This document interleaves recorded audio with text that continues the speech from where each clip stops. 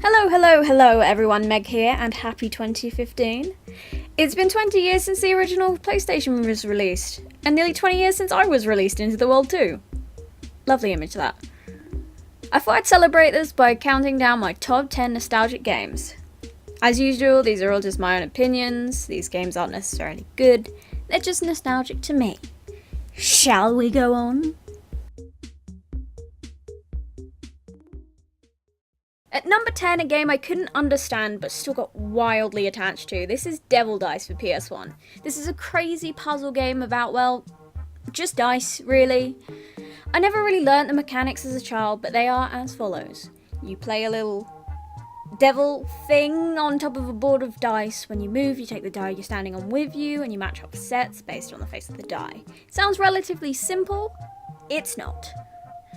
The puzzle mode, albeit a simplified version of the trial mode, still gets pretty fierce by about the 10th level. The trial mode is intense, the battle mode is even worse, plus there's local multiplayer. I am awful at this game to this day, but I love it.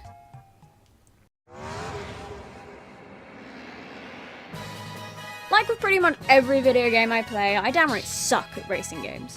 But at least with Crash Team Racing, I could be awful, but better than my 4-year-old sister. And possibly my mum on a good day.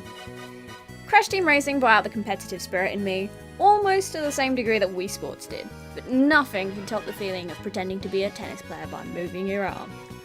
Anyway, I digress. Crash Team Racing was to me what Mario Kart is to most people. I never had a NES, nor a SNES, nor a 64, so this was the closest thing I was going to get to Mario Kart anyway.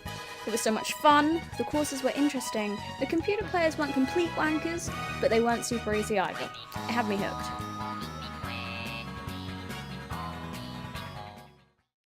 Let's face it, I'm a girl, and the next thing up on this list may actually be the most girly thing I can think of.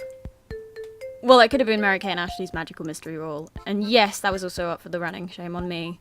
Shame on me. Anyway, this series basically brought on any form of OCD I now have. And if you know the Animal Crossing series like I do, you'll probably agree. For those of you who live your lives free of colour-coded bookcases and an alphabetized spice rack, Animal Crossing is quite possibly the most laid-back, casual game in existence. But it's good casual. Unlike the shitstorm that is anything on mobile. It's grindy and samey, but you'll never quite get bored of it. It makes me want to be a bit more productive in real life, and yet I'm not. I think my favourite installment of this series is the GameCube original, despite it being the second of the series that I actually got. The second I hear the chirpy little theme song, my heart fills with glee as I imagine what sort of fish I'll be catching today.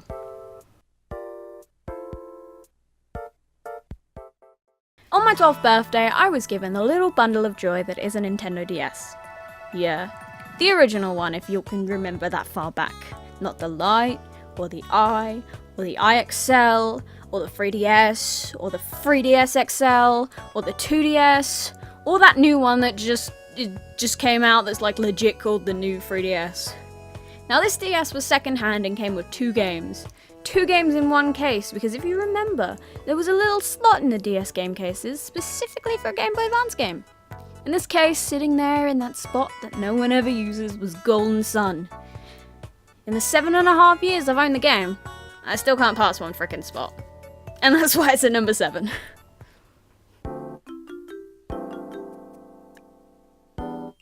Now this one had to be on there somewhere, did it not?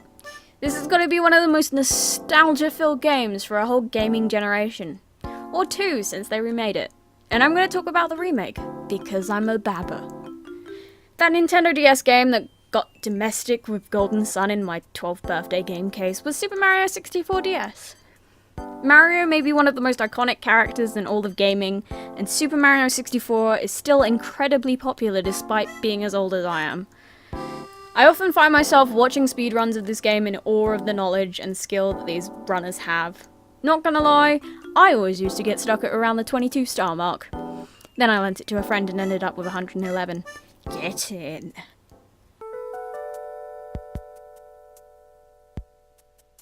Now this is a game series I was actually good at.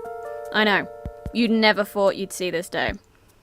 The SSX series was crack for me for so many years, to the extent where I had to repurchase SSX3 twice because I burnt out the disc. This series is fast-paced, competitive, and just hard enough to get you completely hooked. SSX was also the first game I ever got an achievement in. That platinum medal took me months to get, and my mum still doesn't understand why I was so proud of it. It's the moment you've all been waiting for. The award for the most nostalgic movie licensed game goes to Home Alone for the SNES. Nope, just kidding. It's Monsters Inc. Scare Island on the PS1, aka Scream Team in North America, and Monsters Academy in Japan. My sister got this for her 4th birthday, and I may have claimed it as my own. And then I got my mum to complete it for me. I love the puzzle aspect, along with the fantastic level design and the inherent replayability. I'll admit, I did pretend to be sick at school and go home to play with my mum some more. But I don't think that's done me much harm, right? I never played Roller Coaster Tycoon growing up, much to everyone's dismay, so when I inevitably bought it in the almighty Steam sales, praise be to Gaben, I just could not get a grasp on it. However, back when my mum was bought the original PlayStation, yeah, the thick one, she also got Theme Park World, or Sim Theme Park for those across the pond, because everybody needs different names on their games. This was the game of my childhood. The game, I tell you. I used to gallivant around, plopping down super toilets and big dip coasters, wherever I bloody well fancied. And this guy right here, Buzzy, according to Wikipedia, but lovingly known by me as Mr. Sarcasm. Okay, I need to go play it some more.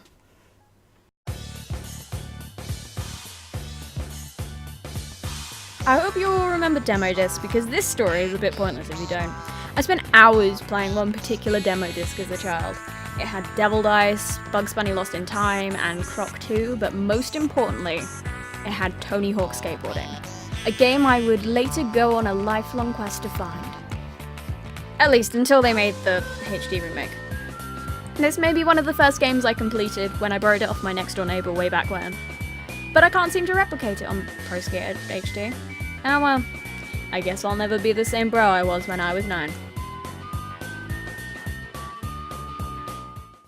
So what PlayStation 1 game are you gonna feature now, Meg, I hear you ask? And yes, this list was mainly occupied by PS1 classics.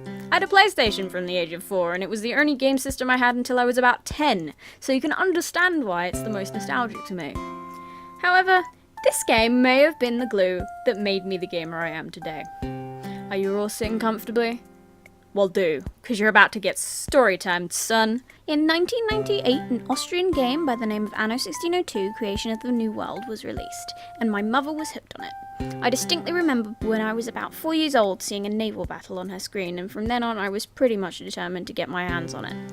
It wasn't until I was about 9 that I did get the chance, but man, that game is such a good one. And I've probably clocked a couple thousand hours on that game over the years. Probably because it was the only PC game I had and they moved the Windows 95 box into my room. I still play that game though. I'm actually quite good at that one, and I've followed the Anno series pretty loyally ever since. So that's the list. Hope you all enjoyed. Feel free to send hate because I didn't include your favourite games. It's cool. Feel free to add your own list of nostalgic games to the comment section too. And I will see you next week. Ta-ra! You still watching? Good. Want the chance to win Anno 2070, the latest edition of the Anno series that I love so much? Well, how would you do that? It's pretty easy actually.